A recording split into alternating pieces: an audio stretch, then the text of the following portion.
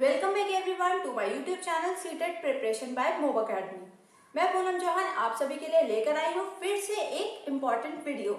ये वीडियो रहने वाला है उन सभी कैंडिडेट्स के लिए इम्पॉर्टेंट जो कि सीटेट को सेल्फ स्टडी के थ्रू क्या करना चाहते हैं, क्लियर करना चाहते हैं।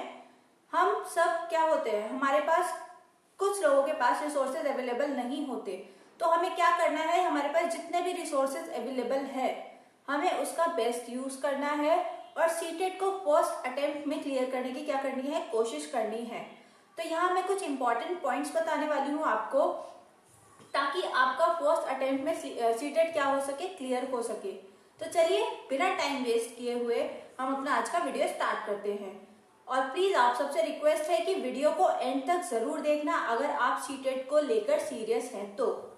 सबसे पहली बात मैं आपको बताना चाहूंगी कि सीटेट क्या है, इसको हम ऑलरेडी डिस्कस कर चुके हैं। अगर आपने वो वीडियो नहीं देखा है तो प्लीज मेरे चैनल पे जाकर आप उस वीडियो को देख सकते हैं। उसमें मैंने बात की है कि सीटेट क्या है, सीटेट का एग्जाम पैटर्न वगैरह की हम ऑलरेडी डिस्कशन उसमें कर चुके हैं। अब आपको करना क्या है कि सीटेट की ऑफिशियल वेबसाइट पे जाके क्या करना है, सीटेट का सिलेबस को चेकआउट करना है और कहीं नोट कर लेना है कि हमें किस तरीके से प्रिपरेशन करनी है और कौन कौन से टॉपिक हमारे आ रहे हैं। यहाँ सिलेबस की अगर मैं बात करूँ तो आपको YouTube पे बहुत सारी वीडियोस ऐसी मिल जाएंगी, बहुत सारे ऐसे चैनल्स मिल जाएंगे जो बताएंगे कि सीटेट के लिए आपको क्या पढ़ना है या क्या नहीं।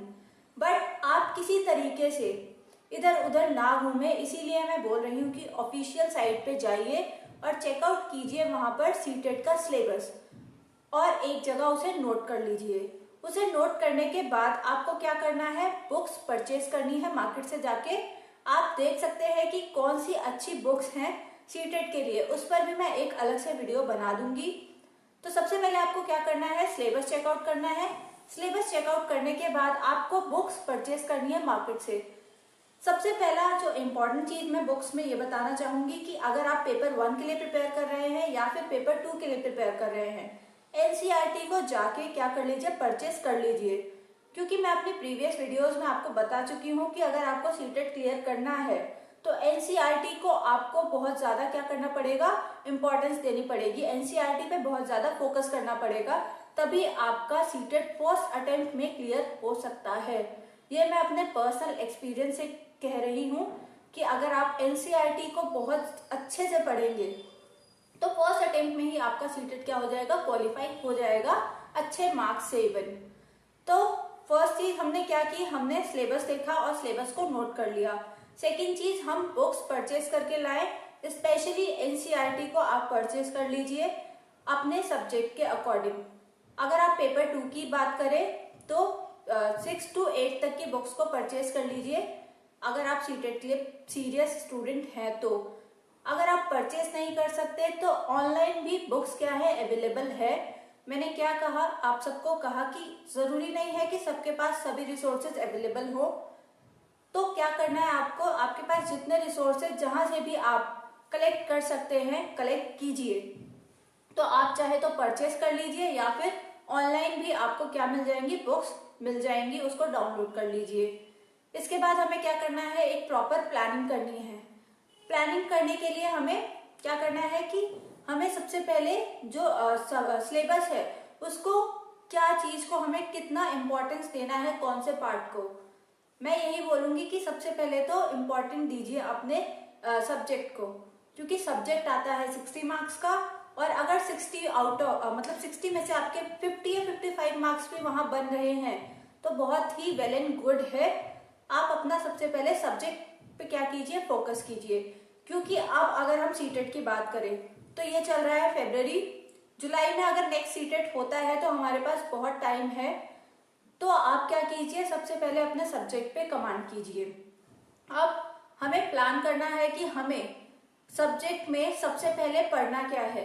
जैसा कि मैंने अपने उसमें एक वीडियो में बताया था, हाउ टू रीड एनसीईआरटी में मैंने इंपॉर्टेंट पॉइंट्स बताए हैं कि जब आप एनसीईआरटी को पढ़ेंगे तो आपको किन किन बातों का ध्यान रखना है। अगर आपने वो वीडियो नहीं देखा है तो आप मेरे चैनल की प्लेलिस्ट पे जाके हाउ टू रीड एनसीईआरटी को देख सकते हैं। आपको पता चल जाएगा कि आपको किस तरीके से प्लानिंग करनी है और एनसीईआरटी में कहाँ से कैसे पढ़ना है। क्लियर। अब हम बात करेंगे, हमने सिलेबस देख लिया, हमने बुक्स देख ली, अब देखेंगे कि हम अपनी प्लानिंग को एग्जीक्यूट कैसे करें। हमें स्टार्ट करनी है रीडिंग। बुक्स तो हम ले आए, अब प्लानिंग भी कर ली। अब प्लानिंग को एग्जीक्यूट करने की बात आई तो हम अपना जो वीक पॉइंट है, क्योंकि हमारे पास अभी टाइम बहुत है, तो अपना जो वीक सब्जेक्ट है उससे हमें क्या करना है, स्टार्ट करना है। जैसे कि मैंने आपको अपना पर्सनल एक्सपीरियंस बताया था कि मेरा हिस्ट्री और पोल साइंस में मुझे थोड़ा बेसिक नॉलेज था, ज्योग्राफी मेरे लिए एकदम नया सब्जेक्ट था, तो मैंने स्टार्ट किया था ज्योग्राफी से। तो आप भी कर सकते हैं, या आप चाहे तो हिस्ट्री से भी स्टार्ट कर सकते हैं। तो रीडिंग स्टार्ट कीजिए और रीडिंग के साथ साथ इंपॉर्टेंट चीजों को नोट डाउन करते जाइए। उसके बाद आपको क्या करना है, टाइम टू टाइम रिवीजन करते रहना है।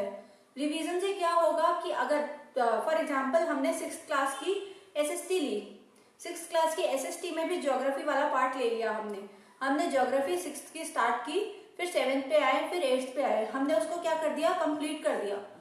सिर्फ और सिर्फ एक बार कंप्लीट नहीं करना है आपको, मिनिमम, यहाँ मैं मिनिमम की बात कर रही हूँ, मिनिमम 5 to 6 टाइम एनसीईआरटी को रीड आउट करना है, चाहे आप पेपर 1 के लिए प्रिपेयर कर रहे हैं या पेपर 2 के लिए प्रिपेयर कर रहे हैं। एनसीईआरटी को रीडिंग करनी है, बहुत अच्छे से हाईलाइट करके रीडिंग करनी है। उसके बाद हमें टाइम टू टाइम उसको क्या करना है, रिवाइज करना है, जब तक हमारा एग्जाम का डेट अनाउंस नहीं होता। उसके बाद हमें क्या करना है, हमारा हमने बुक्स खरीद ली, उसको स्टार्ट कर दिया, रीडिंग करना भी स्टार्ट कर दिया, इवन उसके नोट्स भी बनाने लगे। अब इन सब के बाद हमें जब अपना लेवल चेक करना है कि हम कितना कहाँ तक पहुंचे, उसके लिए आपको जो मोस्ट इम्पॉर्टेंट चीज है वो ये है कि सीटेट की साइट पे जाइए, या फिर मार्केट में बुक्स अवेलेबल है, किस पे क्वेश्चन, जो क्वेश्चंस होते हैं प्रीवियस ईयर्स के, उसको सॉल्व करने की कोशिश कीजिए, ताकि आपको एक अंदाजा रहे कि आपका जो तैयारी हो रही है वो सही डायरेक्शन में हो रही है या नहीं। क्लियर। अभी तक हमने बात की कि हमने बुक्स क्या कर ली, परचेज कर ली, हमने सिलेबस भी देख लिया, सिलेबस को नोट डाउन भी कर लिया, एंड देन हमने रीडिंग स्टार्ट कर दी। रीडिंग के बाद रिवीजन किया, रिवीजन के बाद एंड में हमें क्या करना है, प्रीवियस ईयर के क्वेश्चन पेपर्स लेने हैं और उसको क्या करना है, सॉल्व करने की कोशिश करनी है। कई बच्चे क्या करते हैं, सिर्फ और सिर्फ 10 ईयर ले आते हैं, मतलब प्रीवियस ईयर के क्वेश्चंस को ही क्या करते हैं, सबसे पहले स्टार्ट कर देते हैं सॉल्व करना। उससे क्या होता है, आपका सेल्फ कॉन्फिडेंस क्या हो जाता है, लो होने लगता है। क्यों? क्योंकि हमें लगता है कि चीजें हमें आती नहीं है।